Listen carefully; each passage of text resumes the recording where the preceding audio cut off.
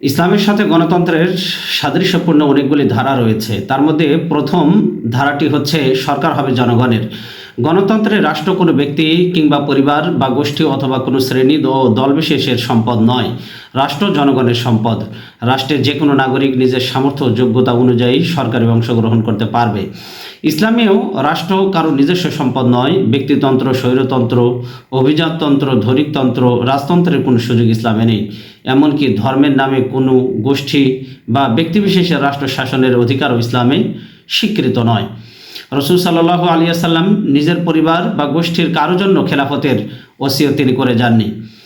বরং আমরা কোনো কোনো রেওয়ায়ত থেকে এই কথাও জানতে পারি যে সাইয়েদনা আলী রাদিয়াল্লাহু তাআলা আনহু এর আশঙ্কা ছিল, যদি রসুল সাল্লাল্লাহু আলাইহি ওয়াসাল্লামকে খেলাফতের ব্যাপারে জিজ্ঞাসা করা হয়, তাহলে আলী রাদিয়াল্লাহু তাআলা আনহুর ব্যাপারে তিনি না সূচক উত্তর দেবেন। তাই হযরত আব্দুল্লাহ ইবনে আব্বাস রাদিয়াল্লাহু তাআলা আনহু একবার একান্তই তার নিকটে নিবেদন পেশ করেছিলেন, অনুরোধ জানিয়েছিলেন রসুল সাল্লাল্লাহু আলাইহি ওয়াসাল্লাম তার পরবর্তী খলিফা কে হবে সেটি যেন তিনি উম্মতকে জানিয়ে দেন। এ প্রসঙ্গে তাদের জানার আগ্রহ বা কৌতূহল ছিল। তো আলী রাদিয়াল্লাহু তাআলা আনহুকে যখন এই প্রস্তাব আব্বাস রাদিয়াল্লাহু তাআলা আনহু দেন যে রসুল সাল্লাল্লাহু আলাইহি ওয়াসাল্লামের পরবর্তী খলিফা কে হবে, তিনি খলিফা নির্ধারণ প্রসঙ্গে হযরত আলী রাদিয়াল্লাহু তাআলা আনহু বিন্দুমাত্র তিনি আগ্রহ প্রকাশ করেননি, তিনি জানার আগ্রহ প্রকাশ করেননি। খোলাফায়ে রাশিদুন রাদিয়াল্লাহু তাআলা আনহু রাসূল সাল্লাল্লাহু আলাইহি ওয়াসাল্লামের এই নীতিমালা কঠোরভাবে অনুসরণ করেছিলেন। খোলাফায়ে রাশিদুনদের মধ্যে কারো নির্বাচনে আত্মীয়তা কিংবা বংশমর্যাদা কিছুই তাদের সামনে ফ্যাক্টর হয়ে দেখা দিতে পারেনি। এমন কোনো খলিফা তার স্থলাভিষিক্ত হিসাবে নিজের পুত্রের নাম উল্লেখ করা তো অনেক দূরের কথা, নিজের আত্মীয় স্বজনের নাম পর্যন্ত উল্লেখ করেনি। ইসলামের দৃষ্টিতে যে কোনো মুসলিম নাগরিক খেলাফতের দায়িত্ব ও কর্তব্যসমূহ সুচারুরূপে পালন করার যোগ্যতা রাখে। এখানে বংশ কোনো ব্যাপার নয়। সে যে বংশেরই হোক না কেন, সে সাদা হোক, কালো হোক, অথবা সে অন্য কোনো বর্ণের হোক না কেন, তাকে খেলাফতের জন্য নির্বাচিত করা হবে। অর্থাৎ কোনো মুসলিম নাগরিক খেলাফতের দায়িত্ব কর্তব্যসমূহ যদি তার পালনের যোগ্যতা থাকে, সে যে বংশেরই হোক না কেন, তার গায়ের রং যাই হোক না কেন, তাকে খেলাফতের জন্য নির্বাচিত করতে হবে। রাসূল সাল্লাল্লাহু আলাইহি ওয়াসাল্লাম বিদায় হজের ঐতিহাসিক ভাষণে তিনি উপস্থিত এবং অনাগত ভবিষ্যতের সকল মানুষকে লক্ষ্য করে বলেছেন, ইয়া আইয়ুহান নাস, হে মানব মণ্ডলী, ইত্তাকুল্লাহ, আল্লাহকে ভয় করো। ওয়া ইন উম্মিরা আলাইকুম, যদি তোমাদেরকে নিযুক্ত করা হয় আমির হিসাবে আবদুন হাবশিয়ুন মুজাদ্দাউন, নাক কাটা কালো হাবশি গোলামকে, ফাসমাউ ওয়া আতিউ, তাহলে তোমরা শুনবে এবং আনুগত্য করবে, মা আকামা ফিকুম কিতাবাল্লাহ, সে আল্লাহর নির্দেশ অনুযায়ী যদি তোমাদেরকে পরিচালিত করে থাকে, তাহলে অবশ্যই তোমরা তার কথা শুনবে এবং তার কথা মেনে চলবে। এটা রাসূল সাল্লাল্লাহু আলাইহি ওয়াসাল্লাম আমাদেরকে আদেশ করেছেন। তিরমিজির হাদিস 1706 নম্বর হাদিস, সহিহ মুসলিমেও সামান্য পরিবর্তন সহ এই হাদিসটি বর্ণিত হয়েছে। হাদিস নম্বর 3421 নম্বর হাদিস।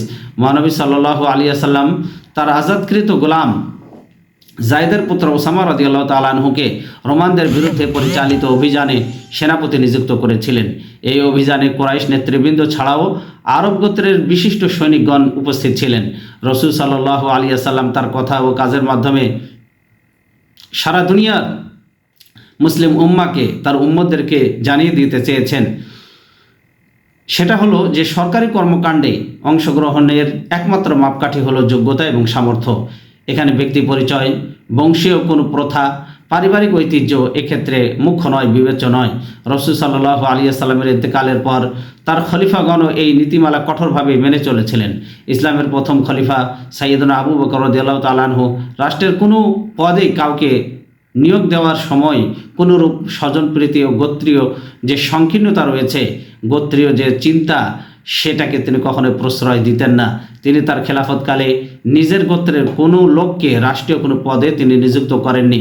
এমনকি তিনি বিভিন্ন প্রদেশের গভর্নর এবং কর্মকর্তাদের এ ব্যাপারে সতর্ক থাকার কঠিন নির্দেশ দিতেন। যেমনটি আমরা আবু বকর রাদিয়াল্লাহু তাআলা আনহুর জীবনী থেকে জানতে পারি, ইয়াজিদ ইবনে সুফিয়ান নামক একজন সাহাবীকে তিনি আমির নিযুক্ত করে শাম দেশে প্রেরণ করেছিলেন। তিনি যখন শাম দেশে প্রেরণ করার প্রাক্কালে তিনি যে কথাটি বলেছিলেন, সে কথাটি ইতিহাসের পাতায় চির অম্লান হয়ে থাকবে।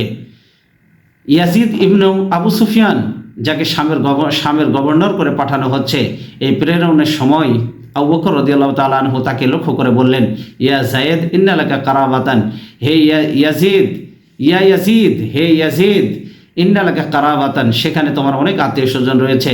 আসাইতা আন তুসিরাহুম বিল ইমারাতি, তুমি তাদেরকে বিভিন্ন পদে নিয়োগের ক্ষেত্রে অগ্রাধিকার প্রদান করবে। ওয়াযালিকা আকবারু মা খাফা আলাইকা, তোমার ব্যাপারে আমি এটা সবচেয়ে বেশি আশঙ্কা করছি, ভয় করছি।